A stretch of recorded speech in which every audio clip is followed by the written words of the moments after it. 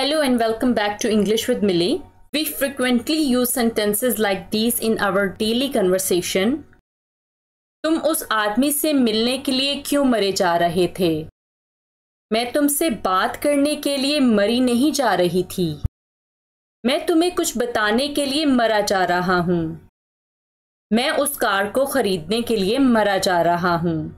So we frequently use sentences like these in our everyday conversations. So do you know how to express these sentences in English? If not, in this video we will learn how to construct such sentences in English. So without further ado, let's get started. ऐसे sentences को बनाने के लिए हम dying to या dying for का use करते हैं। डाइंग टू का यूज करते हैं जब आप किसी काम को करने के लिए मरे जा रहे होते हैं। यहाँ पे एक्चुअल में मरने की बात नहीं की जा रही होती, यानी कि आप उस काम को शिद्दत से करने की बात कर रहे होते हैं। सो आप जब किसी काम को करने के लिए मरे जा रहे होने का जिक्र करते हैं तो वहां पे आप यूज करते हैं डाइंग टू और उसके बाद जो वर्ब आती है उसकी फर्स्ट फॉर्म लिखते हैं। और जहां पे नाउन आता है वर्ब नहीं होती वहां पे हम डाइंग के साथ फोर लिखते हैं। डाइंग फोर, देन आएगा नाउन। आइए अब इस तरह के सेंटेंसेस को बनाने का रूल देख लेते हैं। जहां पे वर्ब होगी वहां पे सबसे पहले आएगा सब्जेक्ट, देन आएगा हेल्पिंग वर्ब। अगर सेंटेंस प्रेजेंट में है तो हेल्पिंग वर्ब इज, एम या आर का यूज करेंगे सब्जेक्ट के मुताबिक। अगर सेंटेंस जो है वो पास्ट में है तो हम वॉज या वर का यूज करेंगे सब्जेक्ट के मुताबिक। देन आएगा डाइंग टू, उसके बाद जो भी वर्ब आएगी उसकी हम फर्स्ट फॉर्म लिखेंगे, देन ऑब्जेक्ट। अगर सेंटेंस में वर्ब नहीं है, नाउन है, तो हम डाइंग फोर का यूज करेंगे, उसके बाद हम नाउन लिखेंगे। बाकी रूल सेम ही है, जस्ट हम डाइंग फोर लिखेंगे उसके बाद नाउन लिखेंगे। सबसे पहले आएगा subject, then helping verb, then dying for, then noun, उसके बाद आएगा object.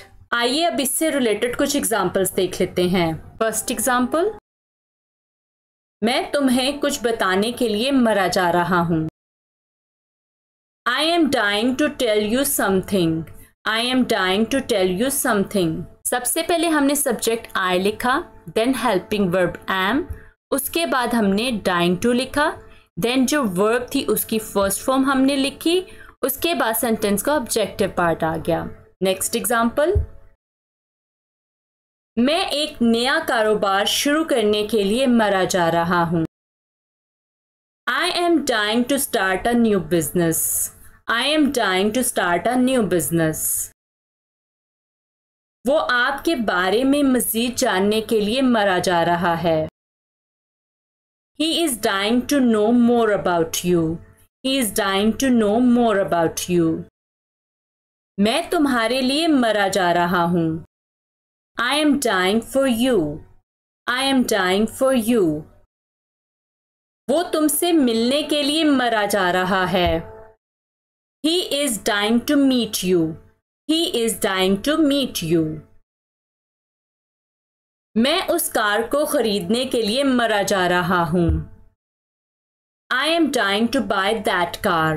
I am dying to buy that car.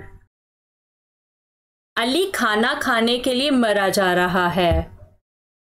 Ali is dying to eat food. Ali is dying to eat food. मैं ये नौकरी हासिल करने के लिए मरा नहीं जा रहा हूं। I am not dying to get this job. I am not dying to get this job. मैं तुमसे बात करने के लिए मरी नहीं जा रही थी। I was not dying to talk to you. I was not dying to talk to you. यहाँ पे सेंटेंस क्योंकि पास्ट में था इसलिए हमने जो हेल्पिंग वर्ब यूज किया वो पास्ट का किया। तुम उस आदमी से मिलने के लिए क्यों मरे जा रहे थे? Why were you dying to meet that man? Why were you dying to meet that man? वो वहां जाने के लिए क्यों मरा जा रहा है? Why is he dying to go there? Why is he dying to go there? वो यहाँ आने के लिए मरी जा रही है। अब ये सेंटेंस आपके लिए है, इसको ट्रांसलेट करके आपने कमेंट बॉक्स में लिखना है। That's all from me. Thank you very much for watching today's lesson. I hope you have enjoyed it and learned something new. If you have enjoyed this video, don't forget to hit that subscribe button and also click the notification bell icon so that you never miss any of my new videos. So I will see you in the next video. Till then, take care.